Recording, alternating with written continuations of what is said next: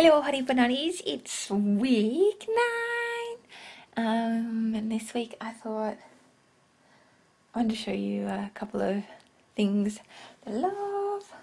So gotta make sure I'm getting that right. Oh ho, gotta make sure I'm getting it right. Oh ho. So I actually got this a couple of months ago. I can't see it. I saw it a couple of years ago in a store and I really wanted to get it then, but then it was bought. And then my darling friend Sonia said to me a couple of months ago, she said, why don't you just ask a store to order it in for you? Duh. I love her. She's all Taurian and practical. And it's this beautiful mermaid mama. And she's got a little mer child. And this is in our bedroom. She's beautiful. She's got a little crystal catcher. Crystal catcher. I thought I'd show you too because I've just set up a Mama Goddess altar in our main room just as our a source of comfort for both of us. There's an angel. Little angel. Peacey angel. Oh, say hello.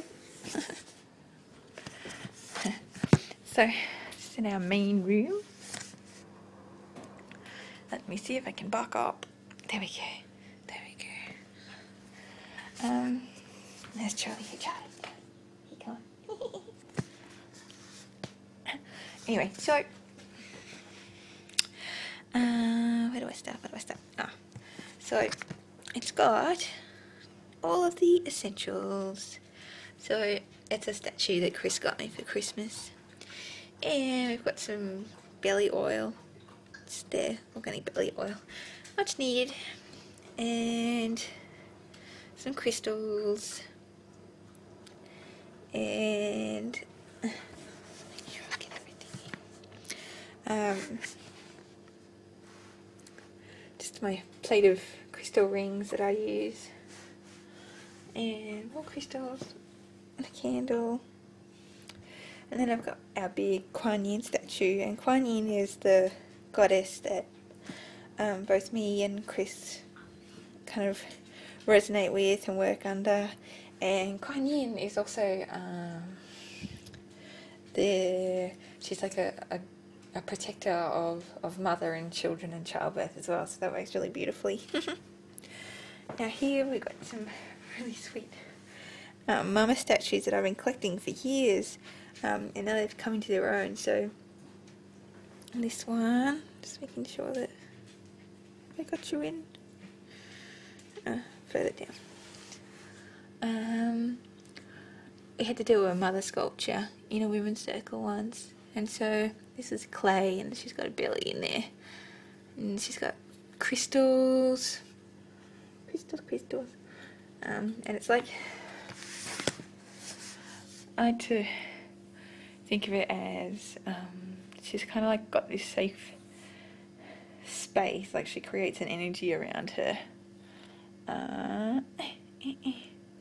to keep her belly and her womb safe, and it's kind of how I'm feeling at the moment, really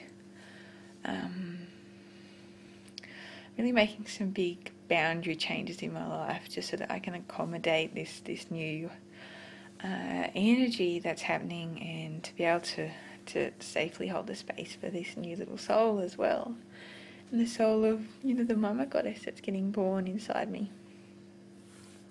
I love this one. I got this one a couple of years ago. Look at that beautiful belly. Hello. She's just this resplendent, pregnacious goddess. This beautiful bell. Look at her bell. Beautiful. Oh, and handy hint, that's what pregnancy boobs really do look like. Things have changed. I feel like I'm going through puberty again or something. And this one is a Venus of Willendorf that I love. Not a big belly. Hello, big belly, big boobs. And one of my special crystals that the Creative Goddess course I'm using those a lot in that course, using that crystal. It's special. And then my beautiful friend Sonia got me this gorgeous statue last week. It was so sweet. It's called Mother's Love, and she got it because she said it looked like me. It was really cute. Look at that. There's a little baby. There's a little baby alone. But it's just gorgeous. Look at it. It's just stunning. So,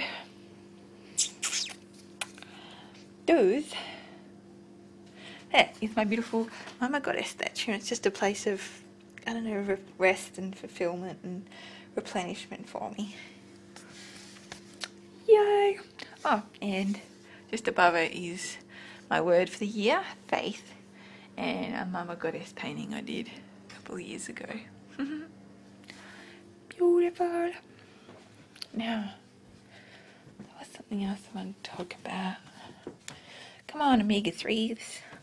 Do your business on my brain.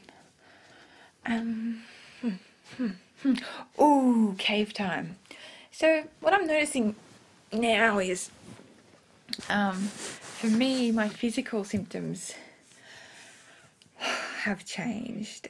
So I'm not, I'd say week 6 and 7 were just awful for me in terms of nausea and being sick 24/7. And as I explained to a friend of mine, it's like, so sick that pretty much all you're doing is just staring at a wall.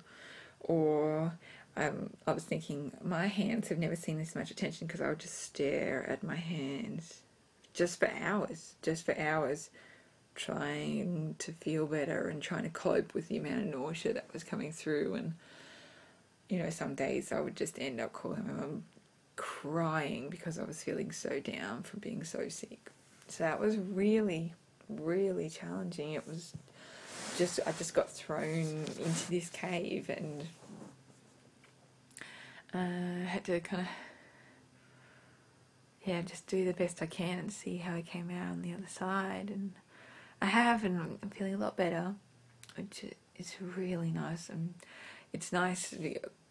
The worst part of it was just feeling nauseous 24/7 for 7 days a week, with no breaks. That's when it really started to get to me. And I don't know how anyone copes with chronic illness where you feel ill 24/7, 7 days a week, without even like a couple of hours of wellness. So if I can get a few hours of perkiness in during the day, I feel like a changed woman. I'll be like, I'm back to myself, I'm awesome, and then sleep later. So narcolepsy at noon, I call it, the nearly noon nap. Anyway, you just kind of nearly hits midday and you just fall asleep, or want to fall asleep, and you just keeps dropping, keeps dropping. So the physical challenges aren't as great at the moment, which is good. I'm really blessed to not be feeling as ill, because it really does suck big donkey's balls, and I will happily say that. Its most sacred forms. And yes, people will be like, childbirth so much worse than this, or blah blah blah. I don't care. I feel really, really ill right now, and unless you're in that position, do not speak to me. Yes, which leads on nicely into my the kind of emotional reactions I'm seeing within myself. I was talking to a friend a few nights ago, and she said, wow, it really sounds like you've had to go into your cave for a while. And I said, yeah, not just that, but I really don't like other people being in my cave. So, within normal, kind of healthy friendships and, and working with my clients, I'm totally fine. But if I get kind of really strange requests from people from the past, or friends that I don't feel like there's a 50-50 energetic exchange, or just stuff I used to tolerate and give a lot out for, and you know, I just can't anymore. And this, you know, like, it's like if I get an intrusion into my cave that, you know, I'm not 100% happy about, it's this reaction of, get out of my cave. Like, really, just get out of my cave. Get out of my cave now. You're not allowed in my cave. And it's this bear feeling. It's really bearish. It's really funny to see it inside me. Just this, it's like this mother bear has come in and she's gone, you know what, Leonie, you need to be concentrating totally on this at the moment, and so everything else, we are just going to make them get out of our space. And I used, you know, when I was doing, and when I felt like I had so much energy to give, I was just more kind of, yeah, cool, I'll just keep giving, that'll all be cool. And obviously I've had to place parameters around that, and now it's like an extra set of parameters, an extra set of boundaries. Nope, I can't do that. I'm not going to do that. No, that's a big no. No. And get out of my cave. Get out of my cave. So if you're watching this going, oh my God, have I intruded upon Leonie's cave? If you're thinking that question, then you're probably like just a really nice, considerate person, and no, you haven't intruded upon my cave. So, yeah, it's really funny just to see that. And also, I've noticed funny things. A couple of days at work, a few days ago at work, and I'm sure my workmates will laugh about this. We sit right next to a big group of like geek boys, which is cool. We like them. And they like to throw stress balls as a game to try and tag each other, and occasionally the content girls get involved, kind of thing, but not me, because I don't know, I'm just not a sporty kind of person. No sport for me. Anyway, so they were doing it the other day, and one of the balls started getting closer to my desk, and instead of just being like nice about it and just saying, can you please not put that anywhere near me, I was like, if you hit me with that ball, I will kill you. And I meant it. It was a little bit bearish. It was a little bit mama bear and a little bit like protecting her cubs. And I'm just like, it was this blah kind of feeling. And so that made me giggle quite a lot. That change. So yeah, Mama Bear has come into my life, and she's gone, you have a cave to be in. You have to pay attention just to yourself for a while. Nothing else, and get out of my cave if you're in my cave and I haven't asked you in my cave. It's awesome. Yeah, and it really feels like it's not really a normal kind of personality trait for me, kind of thing. I'm pretty relaxed usually, but not so much anymore. And yeah, somebody said to me, well, you know, this is just you becoming a mama, because in order to bring a whole new little soul into the world and be able to take care of it, you're going to have to say no to a lot of things and tell a lot of people, get out of your cave. So, very, very true. Very true. Yeah, pretty big.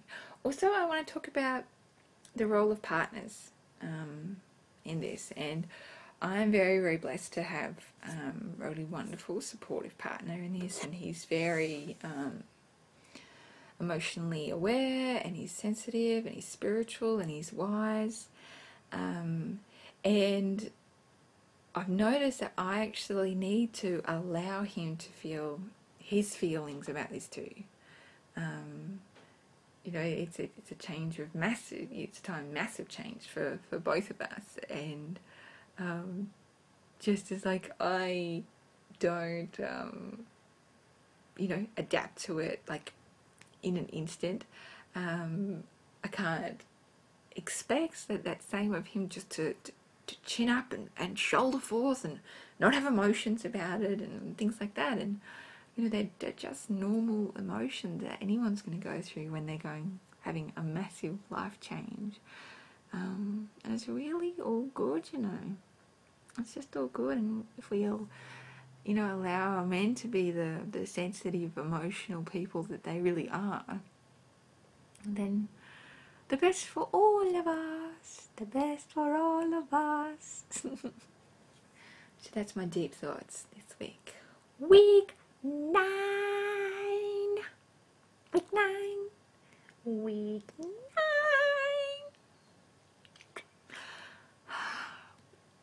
Oh, handy hint too. You might want to start looking into belly oil to use on the boobies and the belly, because I've already noticed them both starting to go like we've been in a little car accident and they need to inflate themselves like airbags. And I guess we have in a way. It's just change. Changes.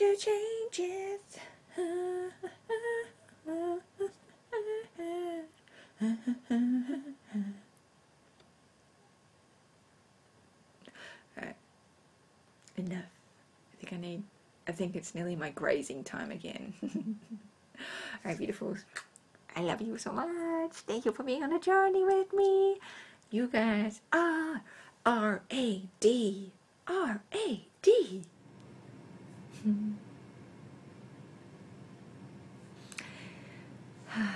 Hello, gorgeous goddesses. This is Goddess Leonie again.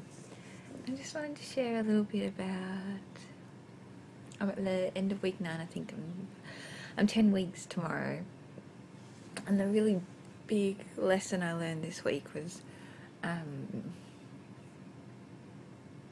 about negativity again. And I say again because it's something that it's kind of like, it just keeps, it pops up every now and then. And for me, what I notice is that whenever I choose to engage in negativity or talking about other people in a not a positive way, and whenever I, you know, spend too much time thinking about what other people say that bothers me, then I actually get really affected by that, and I think, oh, it's all hunky-dory when it's happening, and it's fine, and you know, gossip can, you know, be interesting and blah blah blah blah, and I just realised like it all just kind of piles on top of me, and I'm not the kind of positive, kind of happy, enjoying life kind of spirit that I usually am. And so it was just another big lesson for me this week, because I just kind of been building up, and it hadn't even been a conscious choice of mine to you know, be negative. It was just like this evolution, and I, you know, kept on talking about, you know, things that were going wrong, and talking about, you know, this and that and blah, and it was all like, you know, just, it wasn't, I like to call it, it's like, it's not, you're not speaking from your spirit, because your spirit is always wise and loving and compassionate and knows that everything really is okay. And as soon as you think that anything is wrong in this world, sort of like, you're gonna lose all that peace and stuff. And yeah, one night I went to bed and I was just crying, and I said to Chris, is it always going to be this hard? And you know, people keep saying that it's going to be hard, and I feel like it's just going to be awful, and I feel like I'd just gotten trapped in this, in other people's mentality and in my own little negativity web because I hadn't been just concentrating on what I wanted to focus on and what I wanted to create and what I really believe is the truth. And I've just gotten sidetracked by, silly gossip and judgments and worry when they're just not big things. And Chris said to me, I think you're just really worn out tonight and just have a sleep and see how you feel in the morning. And I woke up in the morning and just realised I just needed to get back to being grateful and not worrying about things and not worrying about other people. And I've got a 10 Commandments poster that I really like, and it's kind of one of those tacky kind of posters, and I really liked it just because they all speak to me, but particularly one of them most of all. Let me take you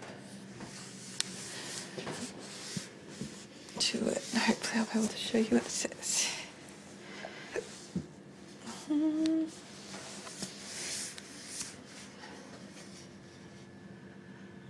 And it says, speak the truth, but only of the good in others. So you can say your truth and speak your truth, but when it comes to the truth about others, you either, speak well of them and speak well of their spirit, or you